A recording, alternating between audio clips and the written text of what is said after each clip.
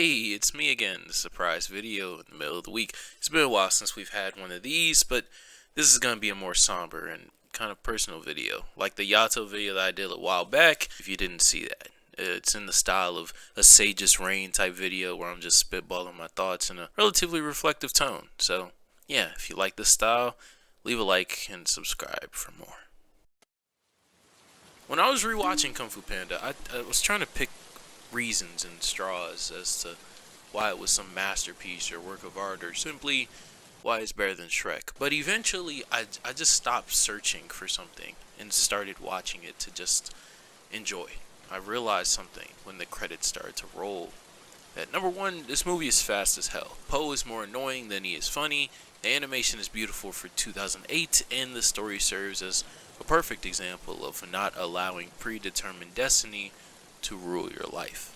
I think we all at some point in our life question, what was I made for? What are we supposed to do? And are we doing what we were meant to do on this earth? Whether these questions stem from self-confidence, family expectations, or in a conversation about God and destiny, there's a point in time when you've asked yourself, why am I here? This movie, I believe, exists to tell everyone in the story that doesn't matter.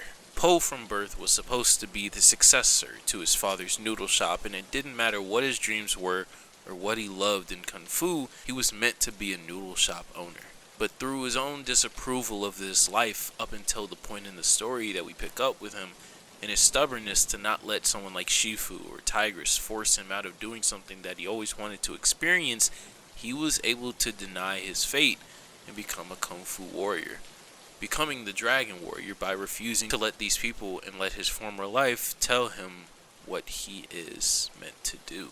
The same can be said for the main antagonist, Tai Lung, who was destined to be the Dragon Warrior, the ultimate chosen Kung Fu warrior in all of China, so much so that Shifu raised him to do just that.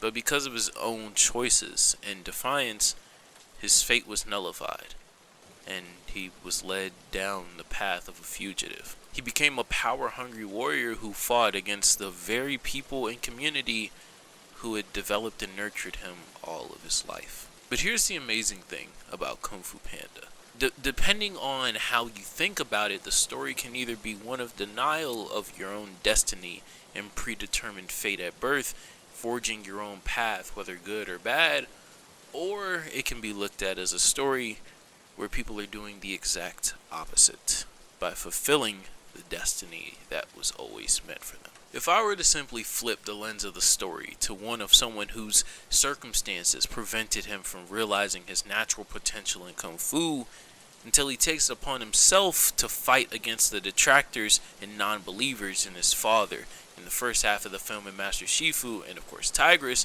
and through his own determination achieving his true destiny of becoming the Dragon Warrior that he was always meant to be, it would still make perfect sense within the story. Or even if I was to tell you that Tai Lung's purpose was always to fail. From the beginning of his life as an orphan sitting at the front door of the Jade Palace, Tai Lung was someone who could only know betrayal. From the initial betrayal his parents committed by abandoning their child even before knowing them, to the betrayal that he felt from Shifu when he wasn't named the Dragon Warrior and Shifu chose instead to follow the decision of Master Oogway instead of following his gut and what he had always raised Tai Lung to be. This would now be the second time in his young life that Tai Lung had felt betrayed by someone who he was supposed to trust and believe in. And as a result, Tai Lung followed the path life had led him towards. A path of betrayal to the world that he once known and had loved, terrorizing the village and the palace, fulfilling his fate by repeating the actions and the cycles that he felt had been committed against himself for his entire life. I may be stretching it a little bit, not gonna lie, but I think Kung Fu Panda is an amazing movie with a lot of flaws, but an interchangeable message that is truly dependent on the eye of the beholder. And that is a feat that not a lot of movies can say, and one that I think can connect with just about each and every one of us. If you enjoyed this video, please leave a like, subscribe, comment your opinions on Kung Fu Panda or just this style of video in general in the future. I'll talk to you guys later. Back to normal uploads this weekend. And I hope that y'all have a good day. Peace.